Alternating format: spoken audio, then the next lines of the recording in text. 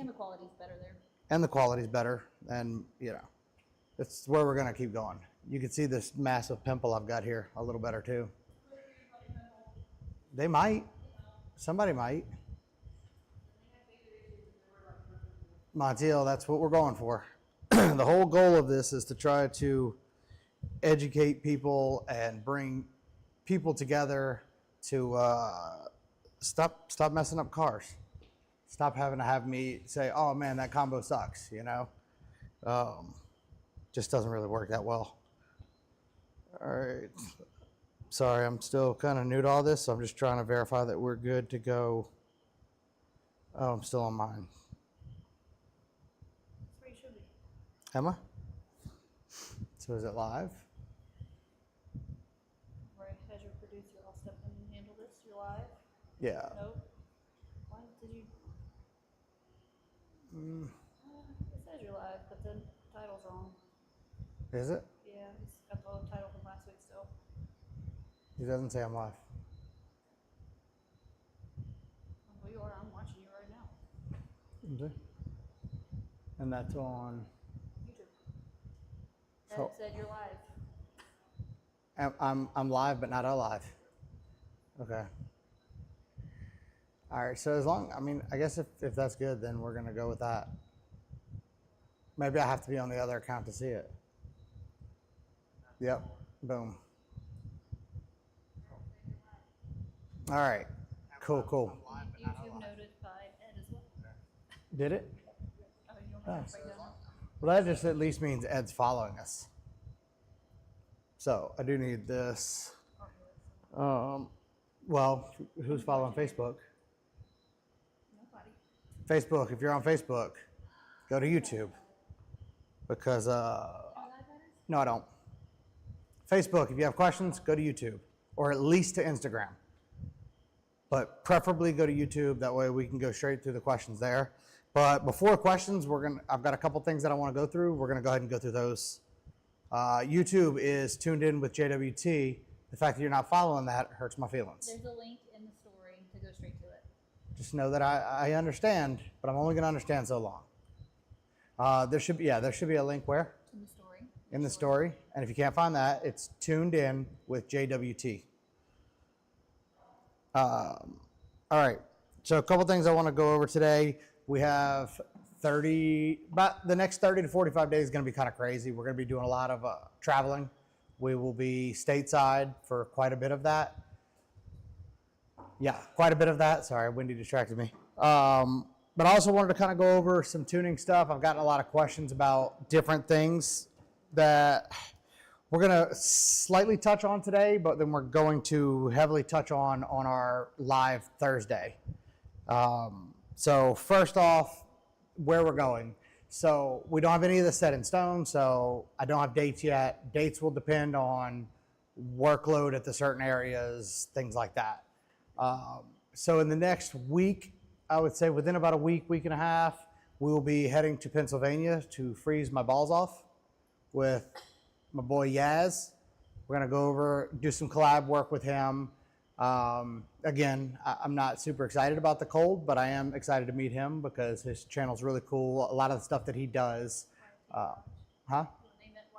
YFT Garage, sorry, YFT Garage. He's got a CTSV and a truck, and I'm sure he's building a bunch of other stuff, which we'll, go over there and kind of discuss a lot of it. But he's been helping us a lot lately, and, I appreciate it. Anyways, so Pennsylvania, I don't remember the exact area. If he gets in here and tells us, then I will say that. But, till then, it's Pennsylvania area. Philly? I'm flying into Philly. Next, we will be stopping in Atlanta. I don't know if we're going to do Atlanta before or after Cadillac Attack.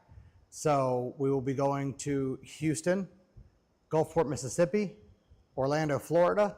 Those three will absolutely be hit between January 23rd to February 7th. February 7th is Cadillac Attack. We will be there. We will have all three cars. So that's the 2,000 horse twin turbo CTSV. That's Wendy's 1,400 horsepower CTSV. And that's my C7. And I'm not going to say what it makes because you're just going to have to find out. Because we're going to turn it up. Do you know what it makes? I don't know what it's going to make. Oh, so you don't even know what it makes anyways. I know what it think has a rough made. estimate. Yeah, I know what it has made, but We don't know what it makes now. Just like we don't know what my car makes now, truly. right. I know. I don't know what I'm gonna need to win, but I know what I'm gonna do. Anyways, if it breaks, Cal Hartline said I could leave it at his house, so he can store it for me. But anyways, all right, so quick. So basically, if you're trying to get in on anything or if you need any tuning or something like that in person, Houston, Gulfport, Orlando, or something along the way, you need to get with me pretty soon because by the end of the month, I'll be there. Philly, I'm not planning on doing any tuning. Plus, you guys are covered in snow. So yeah, if you need some help or you want to come hang out, and you're in the area, holler at me. We can do that. Atlanta will be before or after, as well will be Southern California. Southern California, I'm thinking early to mid-February. Don't know yet, probably closer to mid. And then we did some talking with some people from Oklahoma City, which we may be going there in February as well to check out a new system, and we'll talk about that Thursday. Do a couple questions, and then I want to kind of go over some of the stuff we were going to go over because this one won't be super long. What part of Puerto Rico are you staying at? My friend lives over there, and I might go visit July for the first time. We live in Toalta, so it's right south of Dorado. It's about 30 minutes from San Juan, so north part of the island. C7 is not a grudge car. I just don't know. I really just don't. It is what it is. All right, so a couple things we wanted to talk about tuning, right? As I've said 100 times before, if you guys are not sure if you even need a tune or if you just need to have somebody check over the file, we don't charge for that. Contact me, send me the file, we'll look at it. If it's good, I'll tell you it's good. If it's not good, I'll tell you it's not good and I'll tell you why. I always say I would stick with, if you're happy with your tuner, stick with your tuner because that's ultimately the best goal for everybody.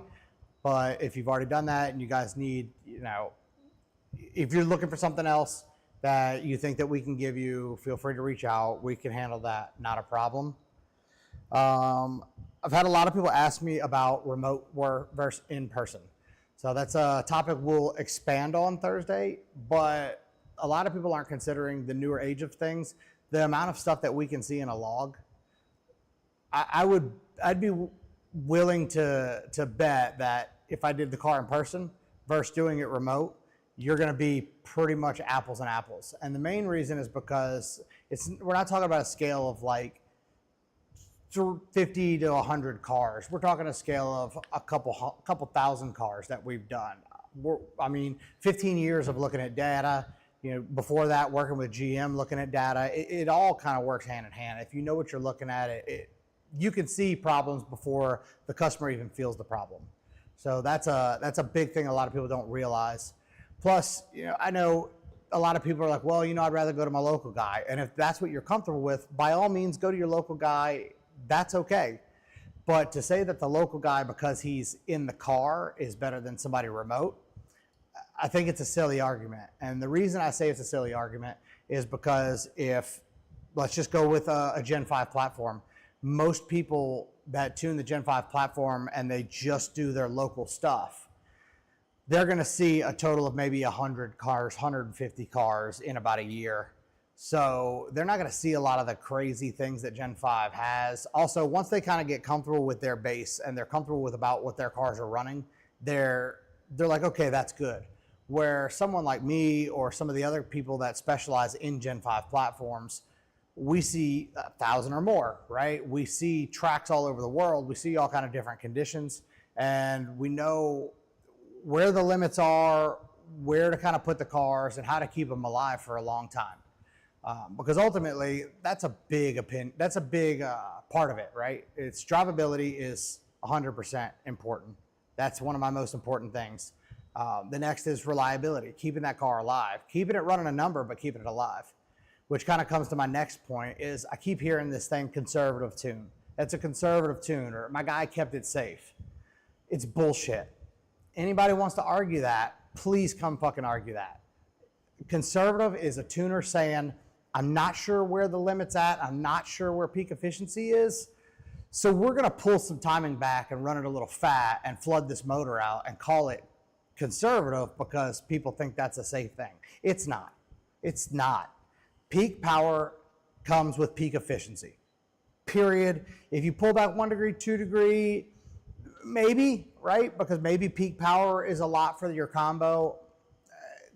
Call it what you want. Peak power comes with peak efficiency. If you dial the car inefficient, you make the peak power and you do it the right way and you have the right safeties implemented and the right, the right fueling and the right everything based on enough data that you've collected over time, that car's gonna live. I mean, there's cars that we've tuned 5-6 years ago that still hit me up, every Christmas. Hey man, everything's been going good, car's running great. They don't change. If you know what you're doing and you know what you're, building, right, the car should make the most power. If you go to the dyno and that car makes 920 and then they give it back to you and you dyno it again and it makes fucking 850 because they said it's conservative, then in my eyes, they're full of shit. Again, that's just, if you have a difference of opinion, you want to argue about it, holla at me, we can definitely do that. But until then, that's my opinion. Conservative is full of shit. The other thing that I kind of want to touch on is the dyno stuff. Like, I'm not against dynos. I've used dynos a lot. I've had dynos. Dynos are a great tool. A dyno number is nothing more than a tool. If you're looking for, I get on one dyno and I know the car makes 1,000 horsepower and on this dyno it makes 700, right? If I dial that car from 700 to 780, I made 80. I don't give a shit that it's supposed to make 1,000, right? As long as it makes good power and everything in the log looks good and everything's right and it goes to, that increase, the increase is what you're looking at. Dynos vary so much. I don't think people really understand how much. So I've literally in the same city dynoed a car on 4 different dynos and was within 150 horsepower. So my best bet and best counter to that is I prefer street tuning. I prefer that, we dial this car in where it's gonna live, where it's gonna race. If you're a track guy and you like to go to the track, put that shit on the track, right? Or, now that we have draggies, use a draggie. So you go out there and you run a time, right? We adjust it, send it to me, run another time. That way we have several metrics we can adjust to make sure that we're increasing the performance of the car while keeping it safe. Because a lot of times, a lot of people don't realize, and I've seen it personally, and I've told people about it, and they've seen it too, is you can sit there and dial that thing on the dyno 100%. I mean, money, perfect pulls back to back. Take it off, and it's half an AFR point, richer or leaner. So you can't really account for all that. Anybody that's tuning your car on a dyno, pulls it off, hands it to you, and says, good to go, that's bullshit. If he didn't drive it down the street, he's too lazy to get his ass or her ass off the dyno and go drive that car down the street and make sure that shit's right. Shouldn't be tuning cars. Again, you don't like it, argue it, holler at me, we can do that. If you're not driving these cars, you're not checking everything on the street, you're not checking it in the atmosphere it's used, then you're doing a half-assed job and you shouldn't be doing this. You shouldn't be dealing with people's $50, $60, $100,000 cars if you can't respect their cars. So a couple things for you guys if you have questions on all of this. Build this up Thursday. Let's talk more about it. But that's my opinion, and I'm okay with people trying to change it.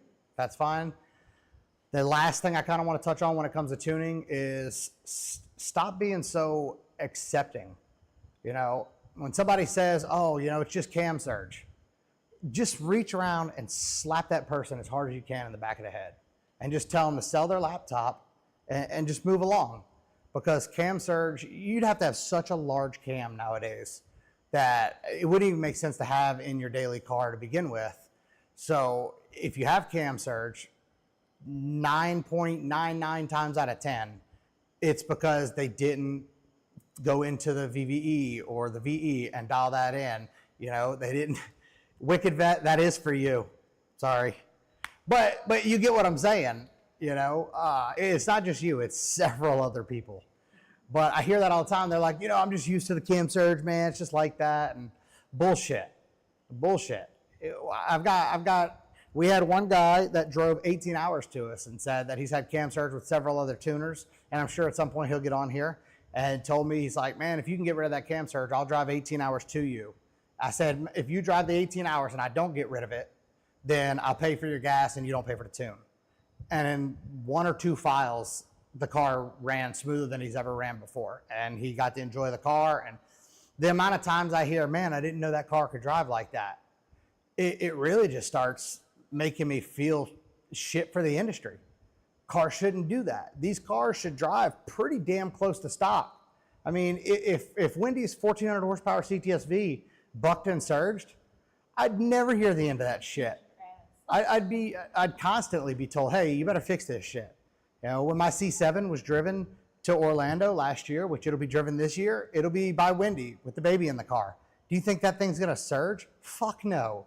And if it does, she'll be at Buc-ee's yelling at me to fix it. So, you know, stop being so accepting. Ask around. If somebody's telling you, oh, you know, it's just, that's the price of a modded car, well, then either they spec your combo wrong or they tune the fucking thing wrong. It's not that complicated, you know?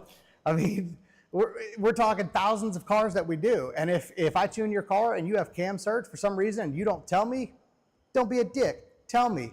Let me know, because it shouldn't.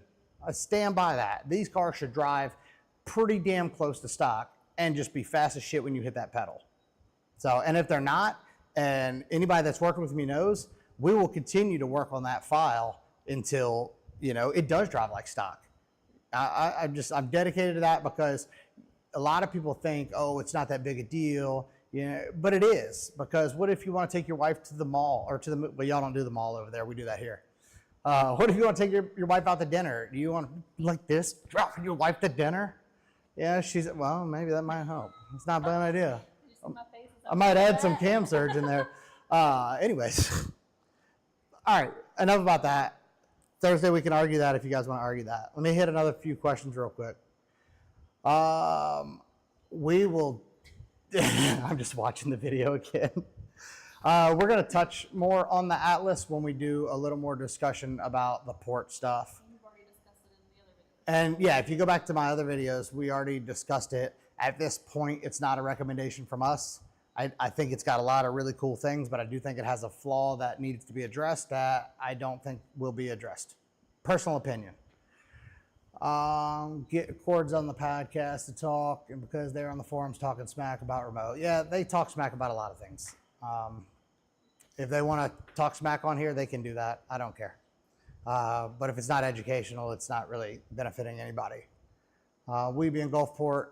I will be in Gulfport. I don't know a date. I already told you I don't know dates. It will be the week after that, though. Are they having it the weekend after, the 2nd or whatever? Because I need to take my car. Yeah, we'll figure it out, Taylor. You can just hit me up. Nate, you can argue about it all you want. Your car drives fantastic. So, and if you don't like it, I'll take it. How do you handle the average customer that wants track support? When you do tuning with us, something I had a big issue with was when you would get your car tuned, right? Say you got everything dialed in, it's great, right? And then 3-4 weeks later, you get a flex kit. And they're like, well, that'll be another $300 or another $600. And I don't do that. If you look at our website and you look at our stuff, we give you 3 months. So from the time that we do that tuning, and you know, for the guys that have winter, we usually start that 3 months. We'll give you a file to get it running, and then we'll start that 3 months once it falls out up there. But the 3 months covers any mods, right? So say you have a C7 and you just do the basic intake exhaust, flex fuel and plugs, right? And then over the winter, we kind of get it running. We do it through the year, and then through the winter, you do a bunch of mods to it. You would never pay the full price again. You would pay, I think it's $550, and that gives you another 3 months. That 3 months includes free revisions, free updates for mods that you do to your car. That it also supplies track support. So within that 3 months, if you're going to the track, there is an option for track support. You book it, I'll be there. You make a pass, you send me a log, I make an update. You make a pass, you send me a log, I send an update. That's how it works. Until we're both happy with the car, we continue to keep going. So Montiel, hopefully that helps. Does a loaded dyno make a difference? Absolutely. Loaded dynos are very critical if you're trying to get it most of the way done. If you're trying to find MBT timing on vehicles, if you're trying to get everything kind of set. A lot of my base tables that I use are tables that I've used Plex knock monitors and multiple widebands and different loads just to find out where the timing is happy and where I can and can't go. And then kind of build off of that. But a proper load dyno makes a huge difference. But then again, they're not always 100% to the weight of the vehicle. So that, like a CTSV, they're 4,500 pounds. You throw that on a 3,000 pound roller dyno, and yes, it's loaded, but it's not 4,500 pounds loaded. So when you dial that thing in to 11.8, you throw it on the street, it's 12.2. And if you were too lazy to go drive that car, you don't know that, and it blows up, and that one's the tuner. Oscar, we will definitely make you proud. Chance, same thing. And we won't allow this to interfere with our tuning. If I have to slow down on this, I'm sorry, I will, because tuning is critical. Tuning is everything to us. That is how we feed our family. So we will always make sure that we do everything we can. If I'm slacking, feel free to tell me I'm slacking. If I don't answer a text message and it's not Sunday or Monday, text me again. You won't bother me. And if you're like, oh man, I really don't want to bug them, you paid for a service. Bug me. It's okay. I'm not going to get upset. I mean, you'd have to be going out of your way to really upset us. I mean, you paid for a service, I'm going to give you that service. Sometimes I'll get 200 text messages before I wake up. I can get through about 50 before 25 more come in. So I do what I can, but if you don't get a reply and it's been a few hours or 12 hours, just send it again. That's the best way, 100%, to make sure. And then you go snitch to Wendy if it's taking too long. But, then I get beat up and I have to tell you about it. Over here, they want to know if you were going to stop by Alex's shop in SoCal, New Era. Yes, I do plan on going to visit Alex in California, 100%. And someone else asked if you tune Camaros. SF Camaro's like 14, so probably yes. Yes, absolutely. Anything GM 2010 and up is our main thing that we tune. We do let a few 09s slip in, and sometimes maybe a little older. It really depends on the project, but we try to stay 2010 and up.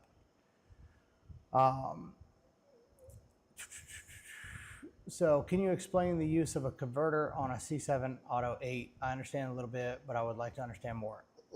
I would love to go over the converter stuff. You know what? Friday, GPI drops. Episode 1 or part 1 of GPI will drop. And there's a lot of stuff kind of in there about the cams, and the converters kind of work into that. But let's do Thursday, Seth. Come back Thursday. Let's talk about the converters, because I do have a lot on that, because we do work a lot with Circle D, transmission and Circle D specialties. So we've got quite a bit of data there. Dyno numbers are irrelevant, right? You can't race your dyno sheets. I mean, I guess you could try, but you just end up looking weird. Would you recommend stock ECU or piggyback ECU or standalone for drivability for cars under 1,000 and down? So real quick, I mean, standalones are getting better. In my opinion, I haven't gotten that crispness, that nice clean startup, that OE car feel from a standalone, right? I always feel like there's something not there where the OE ECU gives you. That being said, I know there's a couple ECUs out there that can give you that, but the amount of money you're going to spend on that for 1,000 horsepower and down doesn't make sense. Honestly, for the most part, anything like 1,400 and lower, I don't, especially LS stuff. 1,400 and lower, the factory ECU is fine. It's been fine for several vehicles. We've made 1,730 on stock ECU before. It has no issues. Once you get over that, like 1,700, we've had a few like little glitches and stuff like that, but 1,000, I just couldn't imagine why you would want that. Now, if it's a swap vehicle, for sure, because it's way cheaper. But if it's a vehicle that already had the factory ECU, I don't see the benefit of going to that. And again, if anybody has a different opinion, I'd love to hear that, because that's just my opinion, and I want to know both ways. Have you seen any benefits or gains with E98 and M5? Yeah, go back to the live right before this one, and a guy with a Camaro was telling us about the gains he got with that, and his gains were pretty impressive. So, and that was just an NA car, so I can imagine what that would do with a blower. What's all for 08C6? Nuno, Thursday. Ask that one Thursday, and that way it leads into the GPI, so they both make sense. Because we can't have this one too long, because this is just like a pop-up live. Thursday is our main nights. Hitting key points customers need to hear. Montiel, anything that you even think of, let me know, because that's what this is about, right? It's about getting a discussion out there that most tuners don't want to tell people, right?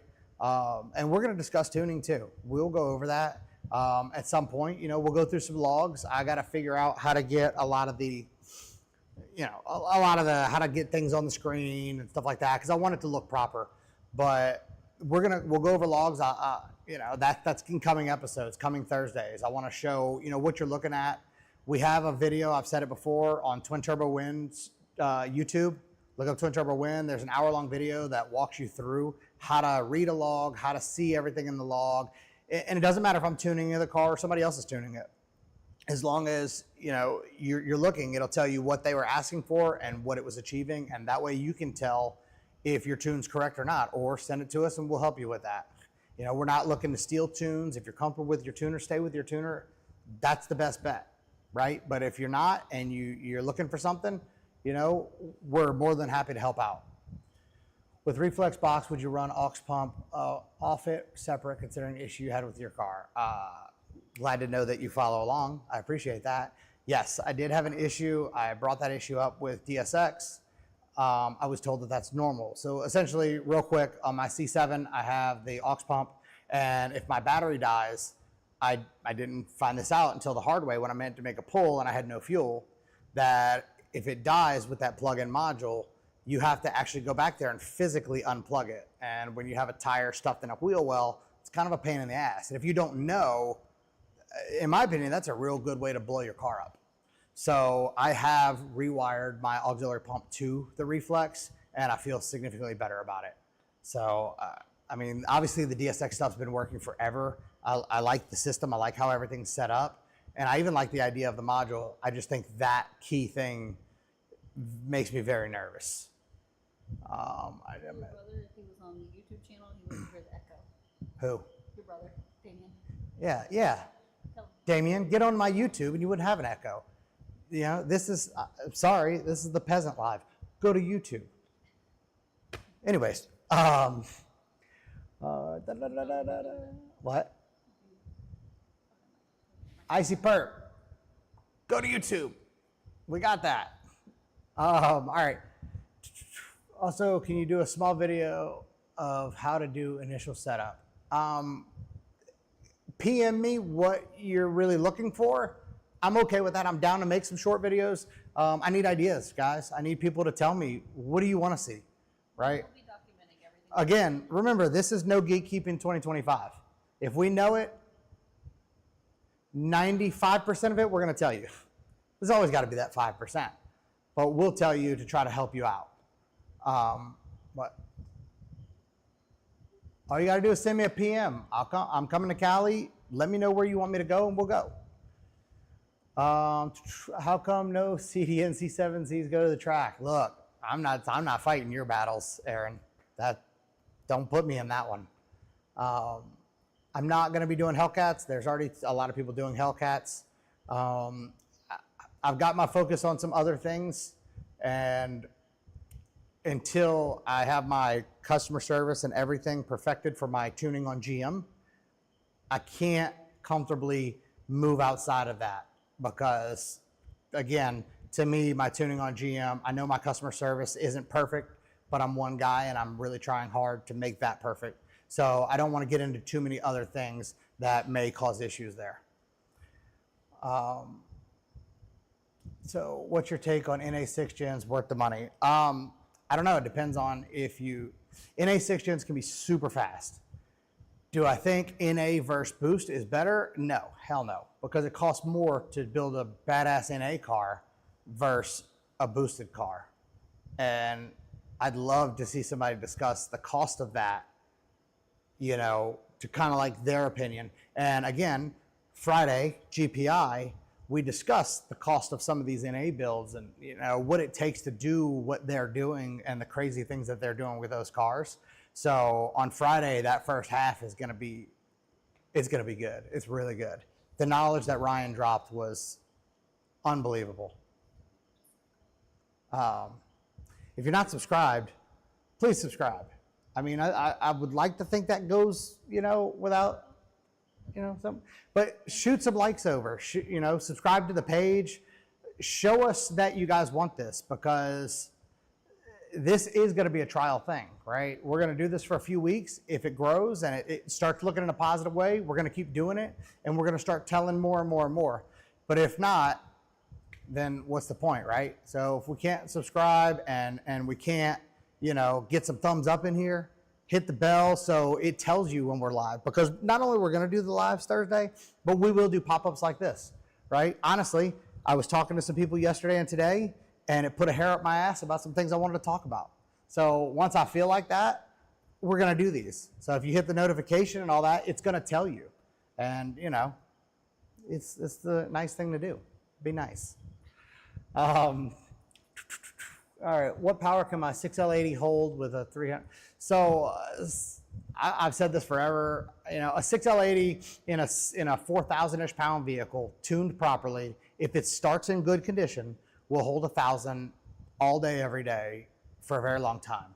Put that in a truck, it's pretty doomed at about 800 or more. Have we had them hold 1,000? Absolutely. But I will never say that a truck with a 6L80 is going to last super long, because I've had so much hit or miss. 6L90s, I mean, we've proven it 1,400, 1,700 without burning clutches. We did a lot of work with Circle D and a lot of testing and different clutches, and I mean, 5 years of it. So yeah, 6L90 is the way to go on that. 8L and 10L is going to be even better. So I know I'm prematurely saying that, but the things that I've done to the 8 speeds and some of the things I've already done to some 10 speeds, I think it's going to get a little wild here in the next 6 to 8 months. That's right, Andrew G. Hit the fucking like button. No, we're not doing live Tuesday and Thursday. This was just a pop-up. We may start doing some Tuesday stuff, but not set yet. Again, if we don't get the subscribes and the likes, then, you know, there's no sense in doing this. I'm feeling this out. So y'all let me know if you're feeling me, I'm feeling you. Let's feel each other. Not like that. Or maybe, I mean, I don't know. Depends who you are. Not girl. Need to teach people how to read plugs. Yes. Yeah. Well, anybody that's dealt with me that's making some pretty good power, you probably hate me because I make you read plugs. Again, if your tuner's not reading plugs, I mean, is he really doing a good job? If you're making 1,200 and you're not reading plugs and you trust that computer, you're a fucking psychopath, and not a good one. If that's a good thing, not a good one.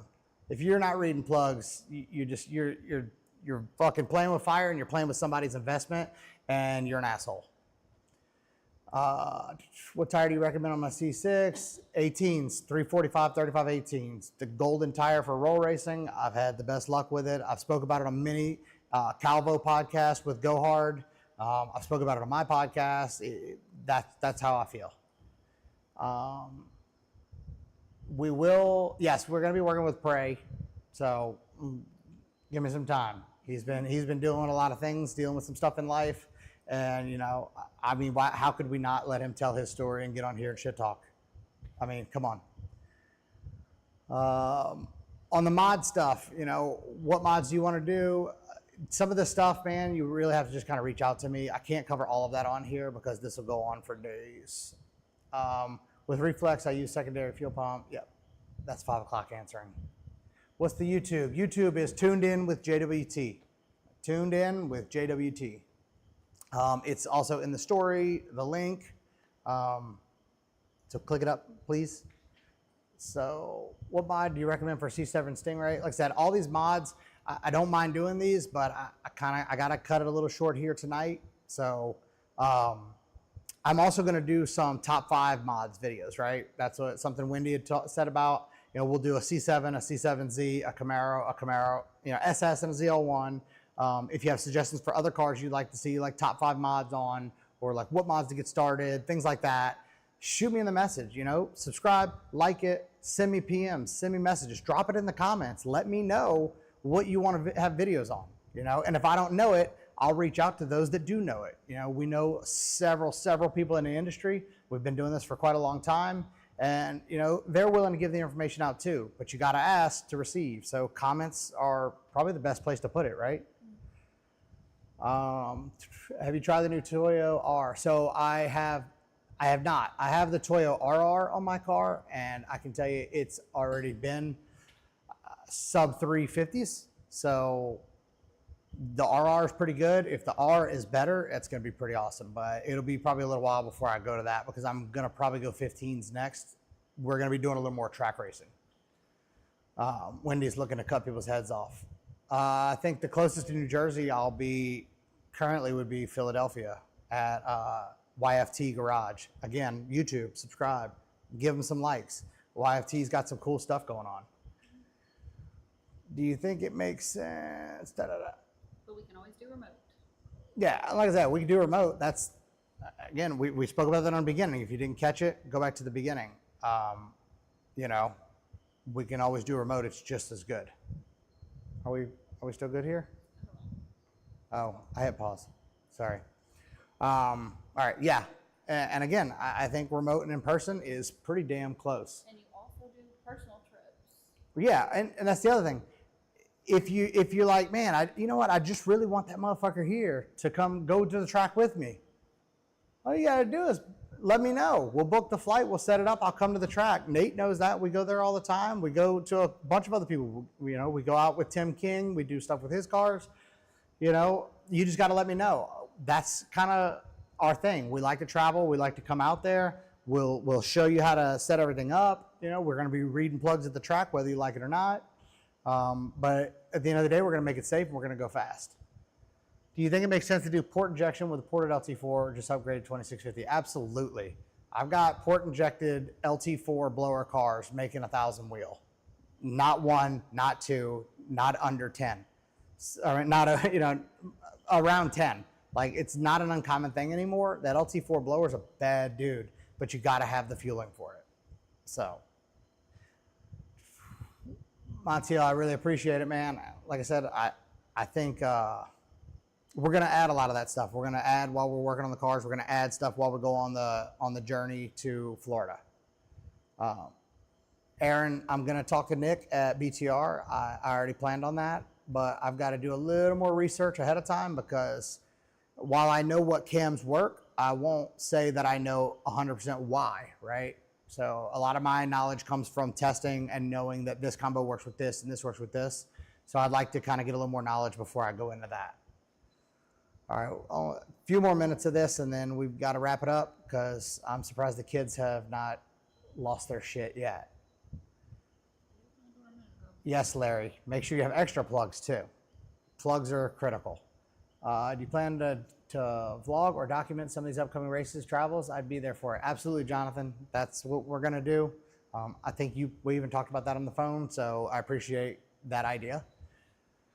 And if anybody wants to join us and come video for us, Justin doesn't video my car very well when I'm driving. That'd be nice, yeah, because I suck at that. We're always looking for friends. So, plus, I'm at the track. I got a lot going on. Anyways, sorry, I'm getting mean mugged. LSA blower. So yeah, I've made 900, 980 is around like what I see on a really well ported LSA blower. If you can get some of Rick's work, I have seen him make over 1,000 with the LSA. But again, all of that's going to be critical to combination.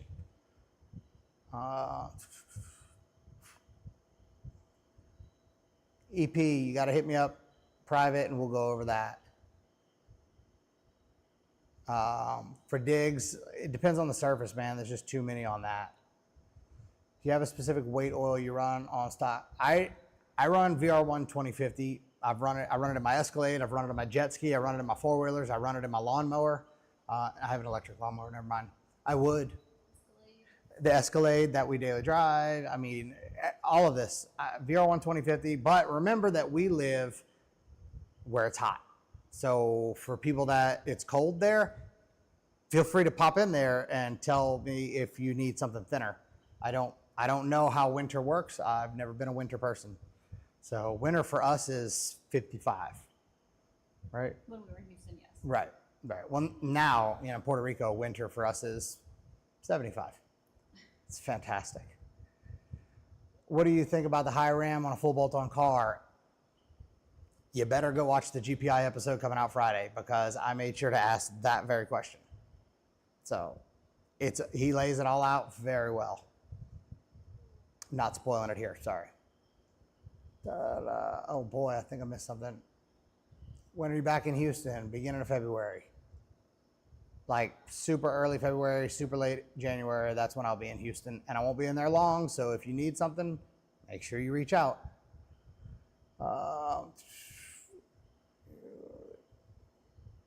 Look, Czilla, I have had people, and I shit you not, that have never had a computer in their life. And I've walked them through locating a Best Buy, looked through their inventory, helped them out because they were really nice people, picked them out a laptop, they went up there, they bought it, I logged in, I set everything up for them. If you really need that and you just, you're a nice person, I'm a nice person too. I'll set it up for you. You don't have to be super computer smart. You just can't be a complete idiot when it comes to listening. As long as you listen, I can tell you everything you need to do, and it's literally start, stop, file, save. It's super easy. Yeah, I've taught several people over the phone. It's super easy.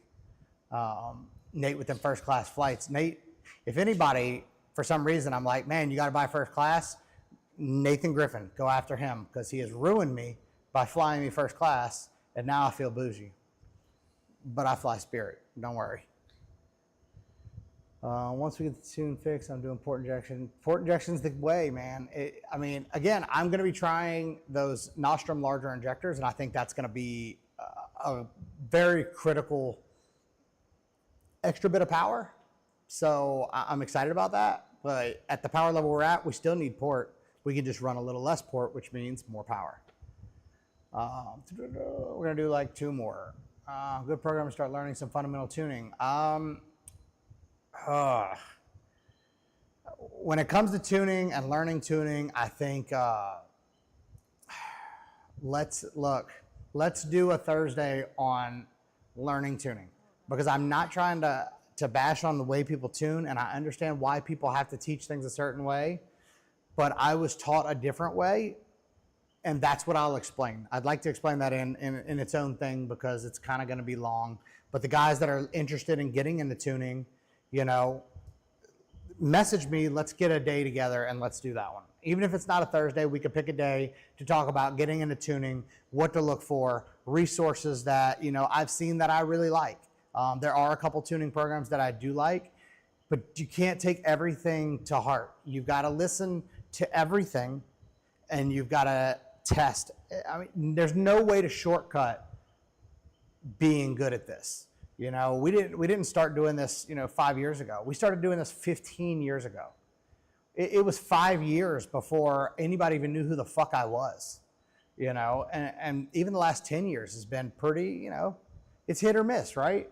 But the whole thing that sets you apart is wanting the customer to enjoy their car. There's nothing more important to me than when a customer hits me back and is like, dude, this thing is awesome. You made me fall in love with my car again.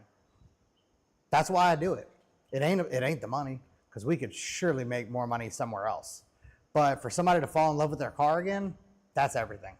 And if that's not something that you're looking for, and you're not doing this because you want to, help platforms get better and better and better, then you're in it for the wrong reason. Find another career.